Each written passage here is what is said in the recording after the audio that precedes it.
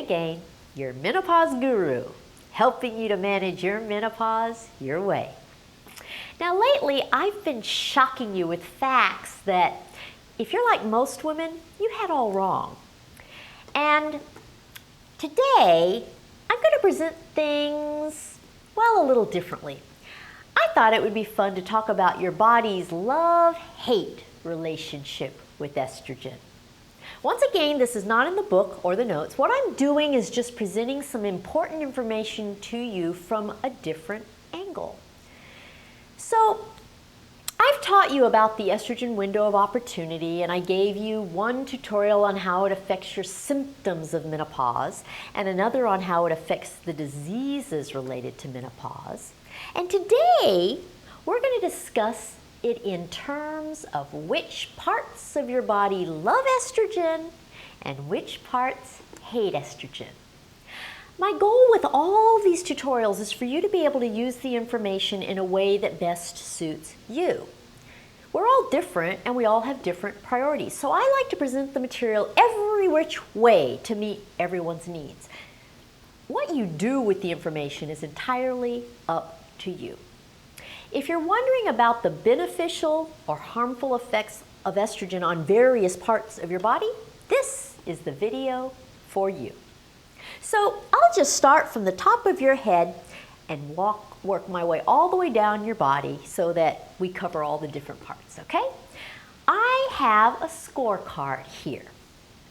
And what we're going to do is we're going to tally up the scores for love and hate as we go along. Okay, so the first thing on our scorecard is your hair. What do you think? Does your hair love estrogen or hate estrogen? Let's see. Before menopause, your hair is thick, strong, and silky. And after menopause, your hair is thin, brittle, and coarse. Or you might just lose your hair and deal with being nearly bald. Loss of estrogen is what causes your hair to change at menopause. So I guess you could say that menopause steals both your estrogen and your hair. So if you liked your hair better before menopause, you have to call this relationship between estrogen and your hair a relationship of love. Now, you might actually like your hair better after menopause, but that's pretty uncommon. If that's the case, you can say your hair hates estrogen. But I'm gonna go with what most women say about their hair's opinion of estrogen, and that is love. Oh, but what about the hair growth that you have at menopause? You know, the whiskers on your chin, the dark hairs on your chest, even around your nipples. Do you like those? They're due to loss of estrogen. So if you like them, that's estrogen hate. If you hate them, that's estrogen love. I don't mean to sound judgmental, but I have yet to meet a single woman who likes those dark, whiskey hairs. I met a few who don't mind them, but none who like them. So by majority rule, we're going to put 2 checks in the love column for estrogen when it comes to your hair. You don't like the hair loss on your head, and you don't like the hair gain on your chin and chest.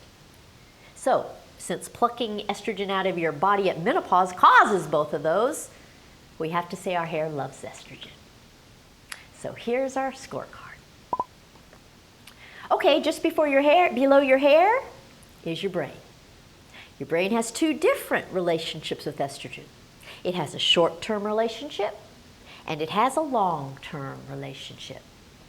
We'll talk about the short-term relationship first. This has to do with your memory.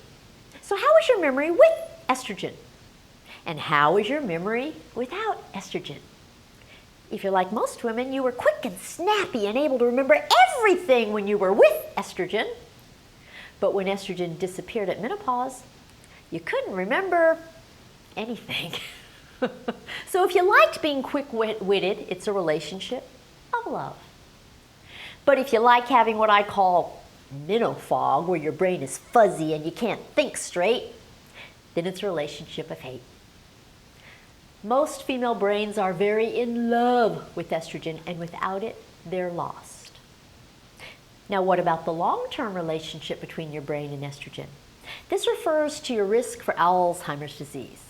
This one isn't about your opinion. This one is pure scientific fact. Your brain thrives on estrogen, and without it, it starts shrinking. And your brain starts shrinking the minute you deprive it of estrogen. In other words, if you don't replace estrogen as soon as you become menopausal, it starts to shrink right away. And any brain matter that's lost is gone forever and ever. There's no replacing it. So your brain has a huge, lifelong love affair with estrogen. So if we tally that on our chart, we need to give your brain 2 checks for love, short term and long term. Now, let's go inside your brain to your temperature control center. It's what turns on your hot flashes and turns off your hot flashes. So which menopause symptom do women talk about the most? Hot flashes. Do you have hot flashes before menopause? No. Do you have hot flashes after menopause? Yes. Do you have estrogen before menopause? Yes. Do you have estrogen after menopause? No. Well then, that means if you don't like your hot flashes, it's love between your body and estrogen. And if you do like your hot flashes, it's hate between your body and estrogen. I think we all agree that we have to check love on that on our tally sheet, right? Are you feeling a little annoyed about this so far? Well, let's address your mood. How is your mood when you do have estrogen? And how is it when you don't have estrogen? You probably want to hurt me right now, don't you? Well, you see, that would suggest that your mood loves estrogen, and without it, you're in a bad mood. With estrogen, you're sweet and satisfied with just about everything. And by the way, progesterone has just the opposite effect on mood for most women. It makes you crabby. But we're only talking about estrogen right now. So try to stay focused, even though you're angry and frustrated without your beloved estrogen. I don't think anyone would argue if I said your mood loves estrogen, right? Depression at menopause is directly related to the absence of estrogen. So let's just go ahead and check the estrogen love box for mood. That estrogen love column has a head start now, doesn't it? Estrogen hate had better get a move on if it wants to be in this race. What's next? Okay, let's address your skin. When you have estrogen, your skin is moist, soft, smooth, wrinkle-free, and acne-free. But when menopause comes along, what happens to your skin? It gets dry, rough, scaly, itchy, and wrinkled with acne. Which of those states do you think your skin likes better? Which do you like better? The fact is that your skin absolutely loves estrogen. If you want to see your skin change quickly, go without estrogen for a while. It will be leathery in no time. Need I say more? Shall I check the love box? Okay, what about your joints? Here's how your joints use estrogen. It's their lubricant.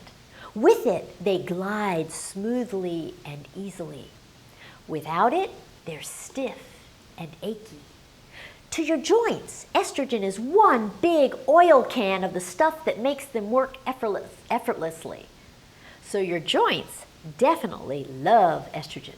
They're miserable without it. So we're going to tally an estrogen love vote for your joints. Okay, now for a biggie, your bones.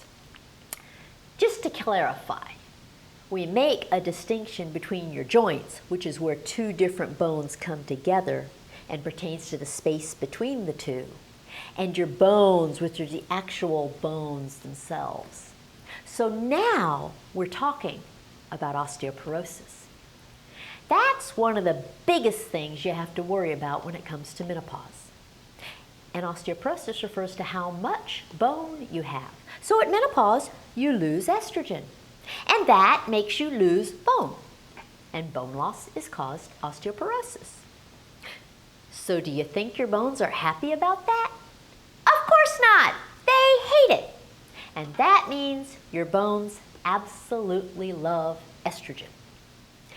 This is one of the most important things to understand about menopause. And as I've told you in previous tutorials, calcium cannot do what estrogen does. It's like a substitute lover. Your bones need both, but the most important of the two is estrogen. Estrogen is responsible for your bone quantity.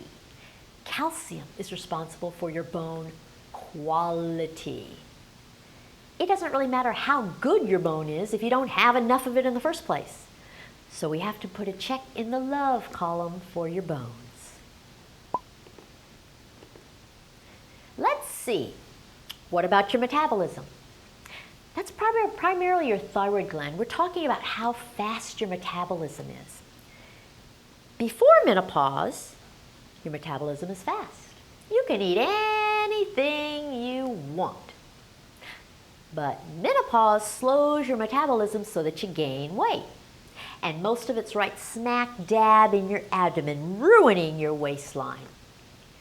So it's estrogen love if you liked your fast metabolism before menopause, and it's estrogen hate if you didn't like your fast metabolism before menopause. I think we all agree that we liked our metabolism and waistlines better before menopause, right? Well, it was estrogen that made them that way. So here's our check for metabolism. Okay, now let's go to the heart of the matter, your heart. Do you think your heart loves estrogen or hates estrogen? If you've watched the videos on the estrogen window, you know that your risk of heart attack skyrockets at the time of menopause. Why? Because the estrogen that used to help prevent a heart attack disappears. So, did you love your risk for a heart attack when you had estrogen? Or do you love it more now that it's gone? This one's a no-brainer. It's love. Oh, but you know it's all about timing. It's only love if you take estrogen early in your post-menopause. If you wait too long before taking estrogen, it's hate. So we'll give checks to both love and hate and qualify them by timing, okay? Finally, a point for hate. Now we come to the one you've all been waiting for, your breasts. Now, don't answer impulsively. Most women think their breasts hate estrogen, but they're wrong about that. You see, I'm teaching you to think things through in an objective manner. So let's start at the very beginning. Here are the facts. Your breasts start out very immature. And at puberty, your breasts begin to respond to estrogen and progesterone. These two hormones cause your breasts to change constantly throughout each monthly cycle. And with each menstrual cycle, a few of your breast cells mature. But they can only fully mature if you get pregnant and breastfeed. It requires super high levels of estrogen and progesterone during pregnancy to achieve full maturity. So most of your breast cells fail to mature because you don't get pregnant. Now the key to all this is to know whether mature breast cells are a good thing or a bad thing. Would you like to venture a guess as to which is better? I'll help you. The more mature your breast cells are, the less likely they are to become cancerous. That means that the higher the dosages of estrogen and progesterone, and the longer the dosages of estrogen and progesterone are high, the lower your risk for breast cancer. Are you shocked? Do you think I'm crazy? Well, what produces the highest levels of estrogen and progesterone for the longest period of time? Pregnancy. So women who have the lowest risk for breast cancer are the women who have spent the most time being pregnant. Their breasts have been exposed to the highest dosages of estrogen and progesterone for the longest periods of time. And that has made their breast cells mature. Your breasts love that. What your breasts hate is the cyclic up and down of having periods without getting pregnant. In that case, your breast cells keep revving up to become mature, but they never make it. And that, my minnow friends, is what increases your risk for breast cancer. I know, you're probably throwing tomatoes at the screen right now, aren't you? So it turns out that a vast majority of risk factors for breast cancer have to do with the number of menstrual cycles you've had in your lifetime. The more you've had, the greater your risk. And on the contrary, the more pregnancies you've had, the lower your risk. So your breasts love estrogen and progesterone. But I have another shocker for you. Would you believe your breasts actually love estrogen alone much more than they love estrogen with progesterone? Yep. As contrary as that is to everything you've always assumed, your breasts really do love estrogen. What they don't like is estrogen cycling with progesterone. You see, when you only know part of the story, you make the wrong assumptions, and you may make the wrong decisions about managing your menopause. As wrong as it may seem in the context of all that misinformation you've had in the past, the fact is your breasts love estrogen. So you're probably going to want to watch this part again, rewind and watch again. But listen, it makes sense, doesn't it? The one thing you can be certain of with me is that I will always explain everything to you. Everything I teach you will be logical, and I have absolutely no reason to tell you anything but the truth. I don't care how you act on the information, but I want you to know the truth. So on our tally sheet, the fact is that your breasts actually love estrogen. Now, what about your uterus? I'll bet you know the answer for this one. I've repeated it over and over throughout my tutorials. What does estrogen do to your uterine lining? It thickens it. And what does a thick uterine lining lead to? Uterine cancer. That would be hate. And what does progesterone do to your uterine lining? It makes it shed so that it doesn't get too thick. And that prevents uterine cancer. So that would be love for progesterone, not estrogen. So your uterus hates estrogen. It only likes it if it's pregnant and needs to create a cushion for the baby. Otherwise, it's pure hatred. Okay, what's near your uterus? Your bladder.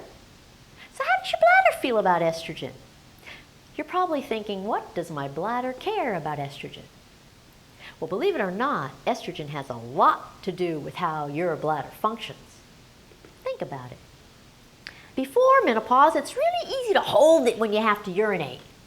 I mean, you might have to go, but you don't have trouble holding off until you get to the toilet, right? And that's because the muscles of your bladder are strong, and they're strong because they depend on estrogen. But at menopause, estrogen disappears. And without estrogen, your bladder gets weak. Without estrogen, you can't hold your urine, and you can't hold off until you get to the toilet. And that's why you dribble or even gush urine sometimes. Now, don't pretend it's never happened to you. And if it hasn't, it probably will. So your bladder definitely has a love relationship with estrogen. Without it, your poor bladder is really weepy. Okay, now what else is nearby? Your vagina, your wonderful vagina. What do you think? Is it in love or hate with estrogen? This one is a biggie. Vaginal problems are the most common problems for menopausal women. You don't know that because no one wants to talk about their vagina. Well, no one but me. I talk about it all the time. I think we should talk more about it. In any case, I've told you before that your vagina is very selfish when it comes to estrogen. It needs more estrogen than almost any other part of your body in order to be happy. I guess you could kind of say it's obsessed with this stuff. Before menopause, your vagina is as happy as a clam. But after menopause, it's angrier than a mad cat. It itches and it burns, stings, tears, and hurts during intercourse. So hands down, without a doubt, your vagina is very in love with estrogen. It's everlasting love. Well, that's quite a tally sheet, isn't it? What do you see? There's a whole lot of estrogen love going on there, wouldn't you say? Now, I'm not saying that every woman should take estrogen, and I'm not saying which kind of estrogen anyone should take. I'm just showing you which parts of your body want or need estrogen. I've taught you that your brain and your body may not agree, right? And just as your body may not agree with what your brain prefers, your brain may not agree with what your body prefers.